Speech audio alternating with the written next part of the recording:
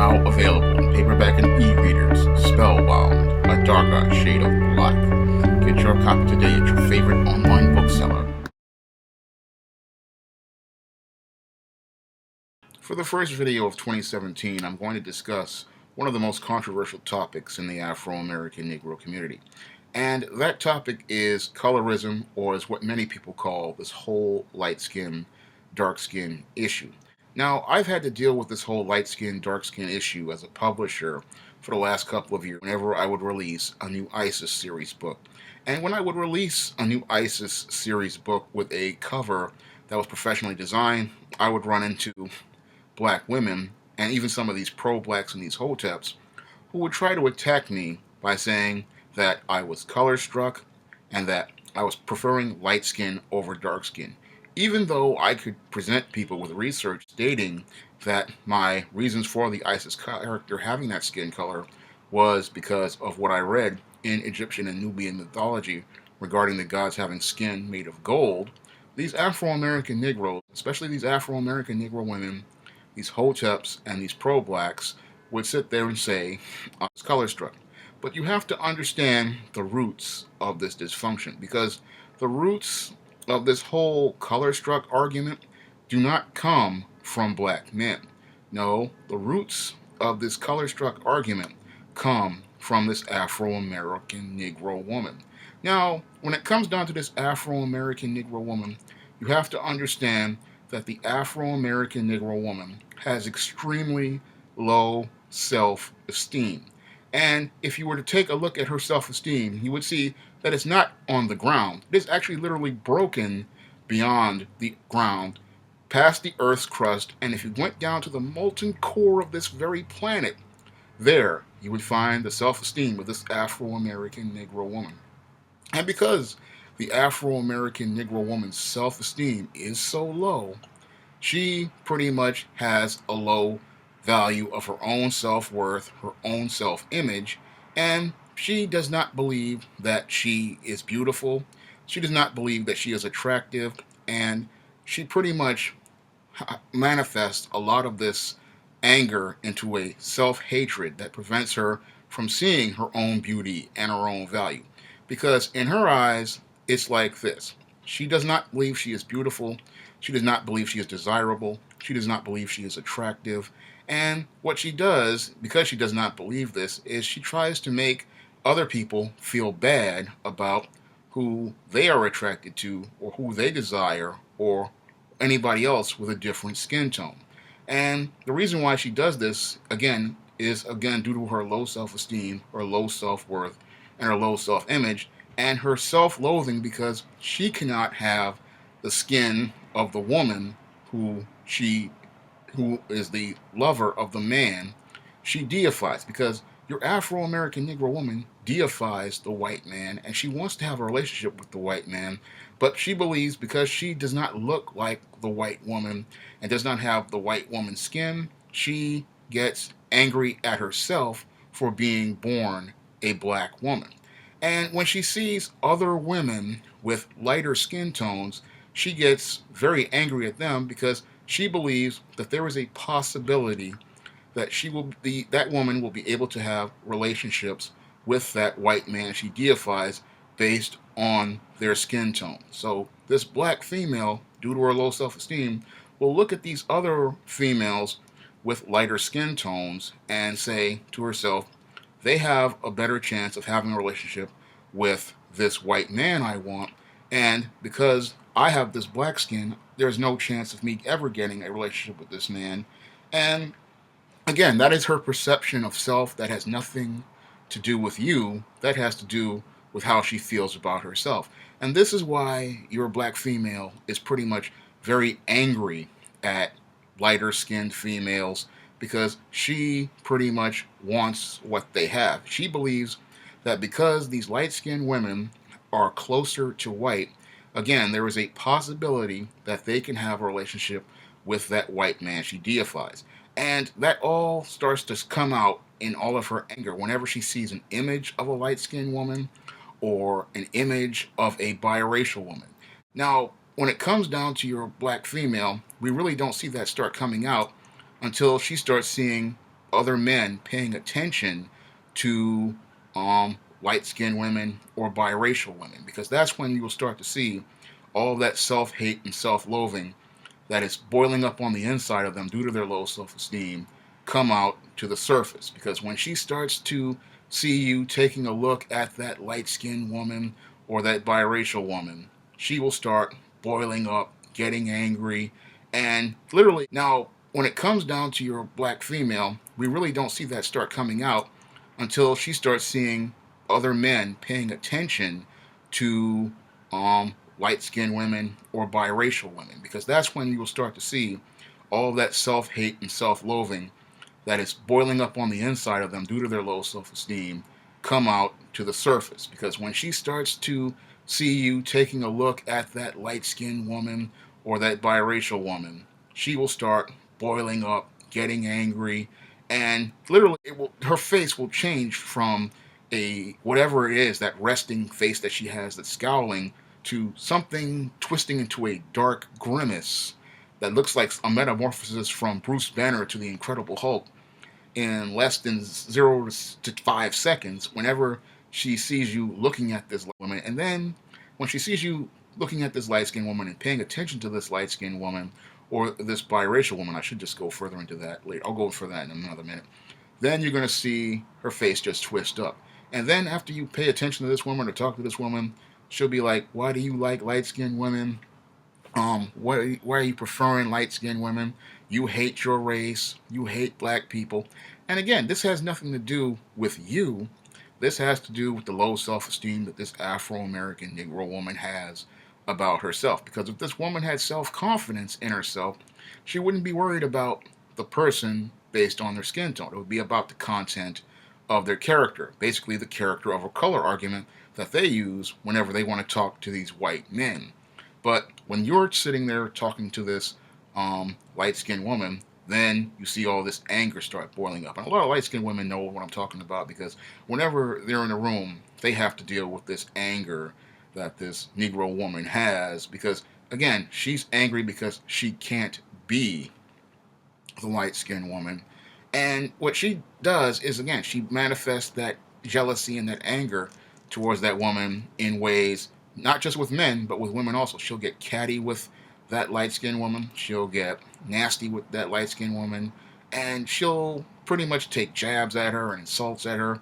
And she'll, if she can, she'll do passive aggressive things like trying to damage her bag or trying to steal things from her. Because this Negro woman, when it comes down to this whole light skinned woman, she pretty much becomes a monster whenever she's in the presence of a light skinned woman. Because again, that jealousy and that envy just boil up inside of her, and she feels worthless, she feels powerless, and she feels like she is going to be at the bottom of the social pecking order, which actually in many cases is her actual position. But she starts to know and understand that her sense of that she was going to go down in the social pecking order, and her self-worth, you know, starts to decline whenever she's in the presence of a light-skinned black woman.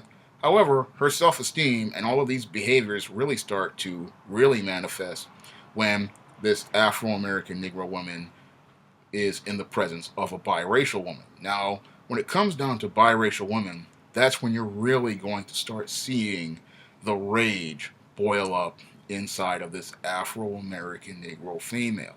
Because when it comes down to mixed race women, your Afro-American Negro woman is extremely jealous of mixed race women. Because, again, they are closer in skin tone to the white woman, and some of them are closer in hair texture to the white woman. And again, this Afro-American Negro woman, due to her low self-esteem and her low self-worth and her low self-image, believes that these females, again, are going to have a better possibility of getting the attention of the white man she deifies. And when she's in the presence of these women again, she will start acting weird, and then she'll start acting out. And that's due to her insecurity about being in the presence of these mixed race women. And she will pretty much, again, start acting out in these passive aggressive behaviors and start acting really weird in their presence. And then whenever men are paying attention to this woman, they're going to launch into their shaming language, trying to make this man feel bad for paying attention to this biracial woman because this biracial woman is in the area. But that has nothing to do with the man. Again, that has to do with the low self-esteem and the insecurities that this Afro-American Negro woman has about herself. And again, you will see this rage boil up when it comes down to biracial women, but it ultimately boils up, especially in the presence of a biracial woman with a white father. Now, a biracial woman who was born of a black mother and a white father, she gets the most extreme hatred by this Afro-American Negro woman. She gets all the envy, all the jealousy, and all the venom. And the reason why she gets all the envy, the hatred, the jealousy, and the venom is, one, she is the child of the white man she deifies, and two, because she has what she believes is an inside track to getting the attention of the white man she deifies, especially if that biracial woman is living in a home with that white father, because she has had an interpersonal relationship with this white man. She has pretty much lived with this white man, and she pretty much knows how to have relationships with white men. And this is something your Afro-American Negro woman covets, and she looks at this woman as having an inside track with that white man she deifies and wants to have a relationship with. And that's when you're really going to see all of her hatred, all of her anger, all of her jealousy, and all of her envy boil up inside of her, because she fears this woman, because she fears that she will be able to get the attention of this white man she deifies first. She will be on the inside track because of her relationship with her father. And she fears that this person will be able to get the first track shot at this white man, and she feels that she will actually have no possible chance at all in getting a relationship or any of the attention of this white man at all if this biracial woman from the white father remains in her social circle for too long. She pretty much knows it's game over, and in the social pecking order, when it comes down to black women, she knows that the biracial woman with the white father has the first track at this woman. She knows that the biracial woman with the white mother has a second inside track, and she knows that the light-skinned woman may have a possibility. But the dark-skinned or the brown-skinned female pretty much understands that, when it comes down to them and this white man, there is no inside track, and they're pretty much, at the bottom of the social pecking order as it relates to black women and interracial relationships or relationships in general. And what they do, because they know about this order and this pecking order, is that they try to shame black men for having their interest in whatever woman pays attention to them. And they want to shame black men for having their preference in whoever they're interested in, because this Afro-American Negro woman is extremely insecure. And because she is insecure about her ability to attract men to her, she wants to make sure that there is a pool of men available on standby just in case she can't get the attention of this white man she deifies, or a substitute, which would be either this Asian man, a Hispanic man, an Arab man, whoever, or a light-skinned man. And she wants black men to feel bad about pursuing those relationships so that there will be somebody there to pretty much pay attention to her by default and be there to be a sort of security blanket that will make her feel good about her position in society. And as long as she has this Negro male in that codependent position at the bottom, she doesn't have to hit the rock bottom where she really is in most of this American social pecking order. Because in her mind, she believes that if she puts this black man at the bottom, has him feeling bad, has him shamed into believing that he has to have a relationship with her because it's his obligation, she has somebody there to cushion the fall where her low self-esteem is. So when it comes down to this Afro-American Negro woman, she really wants to keep this black man, again, on this standby position. And she goes out of that way to do that by shaming this black man for paying attention to whoever he wants to pay attention to. Because when it comes down to black men, most black men do not really care about skin tone. No, not at all. When it comes down to black men, most cases, most black men are like this. Whoever is paying attention to them and who's ever going to give them a shot at that 66-inch rear end and those double Ds, they're pretty much going to try to take the opportunity and capitalize on it. Because that's the way most black men operate. Now, there are a handful of simps out there who do have a personal preference for women of a certain skin tone or certain hair texture, but that's very rare. But in most cases, even those guys and their personal preferences will take a chance at getting a shot at whatever female, regardless of skin tone. However, you cannot tell this to the Afro-American Negro woman due to her low self-esteem, her low self-worth, and her poor self-image. Because due to her low self-esteem, her poor self-worth, and her poor self-image, she believes that black men have a preference for light-skinned women. And that's not the case at all. But most black men, again, will pay attention to anyone who pays them attention. And if they are halfway attractive, again, he's going to take advantage of that opportunity. But you, again, cannot tell this to the Afro-American Negro woman because of her low self-esteem. She just will not hear it. She is so spellbound by the idea of light skin being better than dark skin, she can't hear any sort of facts, logic, or reason like when I present my arguments regarding the skin tone of the ISIS character from the ISIS series. Again, when I would try to explain this to people, they would get upset and say, oh, you were color struck, you prefer light skin over dark skin.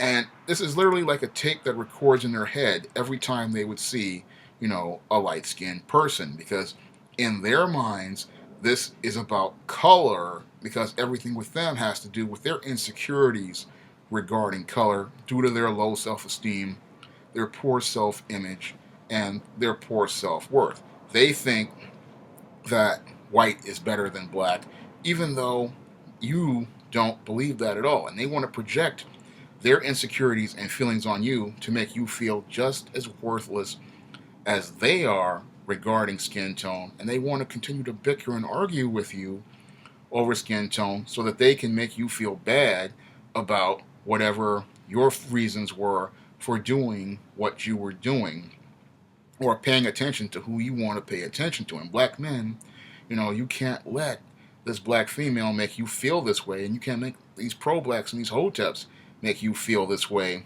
about skin tones and hair textures, because you have a right to like what you like. And if you like this person, usually it's not just based on the skin tone, because I have interacted with light-skinned women who have had low self-esteem and who are incredibly insecure. I've interacted with dark-skinned women who had low self-esteem and were incredibly insecure.